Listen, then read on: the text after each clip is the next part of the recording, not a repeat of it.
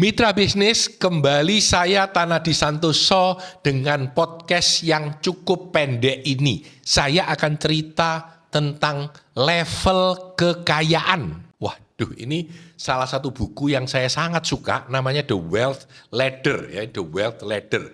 Buku ini kebetulan saya waktu ke New Zealand baru-baru ini, ya.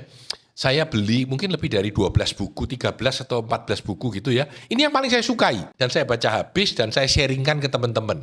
Di dalam buku ini dikatakan bahwa level kekayaan seseorang itu sangat berbeda antara satu dengan lainnya. Dibagi di dalam 6 level ya. Saya ceritakan dulu ya.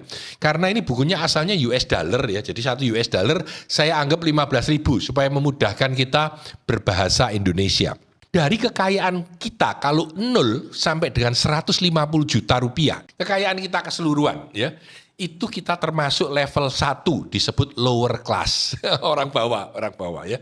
Kalau dari 150 juta sampai 1,5 M total kekayaan kita disebut working class, kelas pekerja. Dari 1,5 M sampai 15 M kita disebut middle class. Jadi middle class itu menurut versi buku ini adalah orang dengan kekayaan totalnya 1,5 M sampai 15 M. Nah, 15 M sampai 150 M disebut upper middle class. Mungkin Pak Tanadi di situ, mungkin kawan-kawan saya banyak yang di situ ya, upper middle class. Tapi kalau di atas itu 150 M sampai 1,5 triliun, jadi punya 1.500 M punya aset disebut upper class. Kalau sudah di atas 1,5 T disebut the super rich, super kaya. Nah teman-teman, bagaimana cara menghitungnya? Cara menghitungnya adalah dengan menghitung seluruh aset kita, kekayaan kita. Jadi mulai dari rumah kita, kalau milik kita, ya, mobil kita, ya, peralatan kita, alat kerja kita, komputer kita, ataupun seluruh villa kita, ataupun aset-aset yang lain, ya, dijadikan uang saat ini itu seberapa.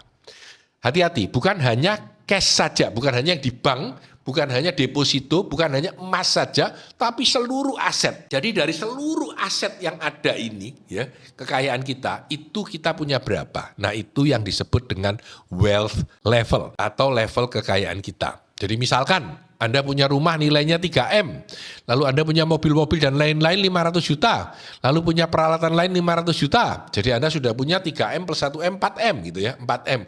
Lalu Anda punya simpanan cash dan uang dan emas 1M, 5M, maka level Anda termasuk 5M. Ketika level Anda 5M, maka Anda termasuk middle class, karena middle class adalah antara 1,5 sampai 15M. Clear ya? Clear dulu. Yang menarik adalah kalau orang masih di lower class, di mana hidup itu adalah paycheck to paycheck, dari gaji ke gaji, ngenteni liburan, lalu gaji ke gaji, menunggu liburan, gaji ke gaji, menunggu liburan ya. Orang ini susah gitu, hidupnya ya sebisanya gitu. Tapi kalau Anda sudah 150 juta sampai 1,5 M seluruh kekayaan Anda disebut grocery freedom, punya kebebasan belanja. Mau beli mangga, mau beli pepaya, mau beli Coca-Cola, mau beli apa, wes freedom, bebas belanja, enggak terasa. Nah, kalau Anda ya sudah mulai 1,5 M sampai 15 M disebut restoran freedom. Mau makan di tempat yang mewah, restoran yang mahal, Anda sudah bebas. Di antara 115 M sampai 150 M travel freedom. Mau ke China, mau ke Inggris, mau ke London, mau kemana, duitnya cukup, bebas untuk travel. Dan kalau Anda di antara 150 M sampai 1,5 triliun disebut house freedom. Mau beli rumah yang mewah kayak apapun bisa.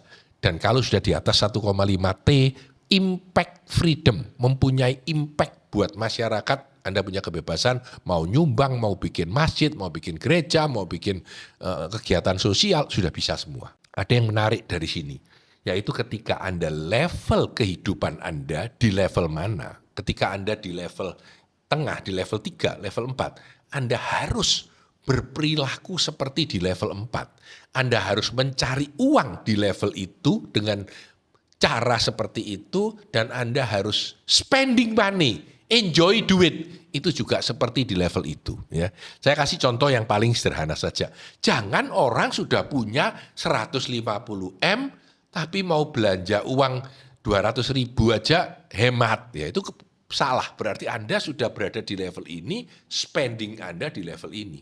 Atau sebaliknya, orang kekayaannya cuma 5M, tapi begitu main saham menang rugi 10M, celaka terbalik. Jadi Anda kalau berada pada level yang mana, Anda harus mampu belanja pada level yang mana, bekerja pada level yang mana. Nah ini menarik. Dalam teorinya disebut 1% pursuing opportunity dan 0.01% spending rule. Jadi gini, kalau Anda mau menghabiskan uang itu sebaiknya tanpa mikir panjang, itu sebaiknya 0,01%. Waduh, 0,01% ya. Jadi kalau Anda punya duit 15M kekayaan, mau belanja 1 juta, enggak boleh mikir Pak. Spend aja, karena kekayaan levelmu sudah tinggi. Kalau kamu spend di level itu, enggak apa-apa gitu. 0,01% loh. Jadi kalau Anda cuma punya uang, misalkan cuma punya uang 1,5M, 150.000 enggak boleh mikir, 0,01%. Tapi kalau Anda mengejar opportunity, harus opportunity yang besarnya 1% dari kekayaan Anda. Jadi kalau Anda punya kekayaan 15M, setidaknya Anda mengejar kesempatan yang bisa menghasilkan 150 juta. Kalau itu bisnis warung kecil atau bikin kacang kecil, enggak usah dikerjain, karena itu level bawah Anda. Kalau Anda mengerjain kerjaan yang kecil-kecil, Anda enggak bisa naik level nantinya. Anda enggak bisa terbang ke atas gitu. Nah ini juga lucu. Saya suka dengan pemikiran ini ya. Ketika saya pikirkan kembali tentang hal ini, saya jadi berpikir, orang di dunia ini ada berapa sih yang seperti itu? Nah ini menarik juga.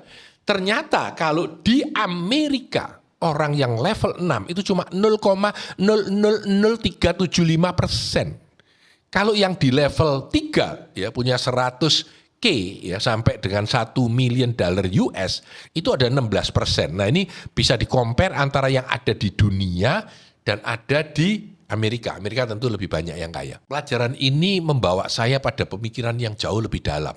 Bukan hanya bicara tentang kekayaan saja. Kalau di kekayaan Anda pada level ini, belanja pada orang di sini. Nggak cocok itu. Kalau Anda sudah di level sini, ya belinya tas Louis Vuitton, nggak usah mikir gitu. Ya.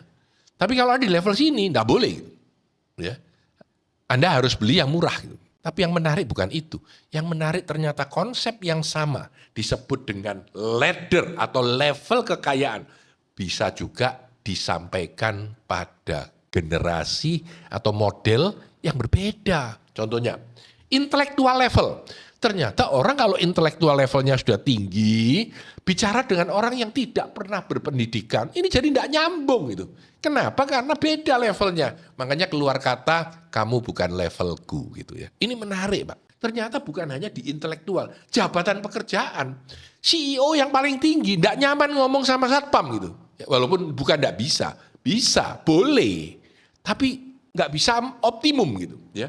Ataupun jabatan pekerjaan, ya, ataupun keahlian. Kita suka dengan bicara dengan level yang sama. Ketika kita bicara level yang paling tinggi nggak enak, atau yang paling bawah nggak enak.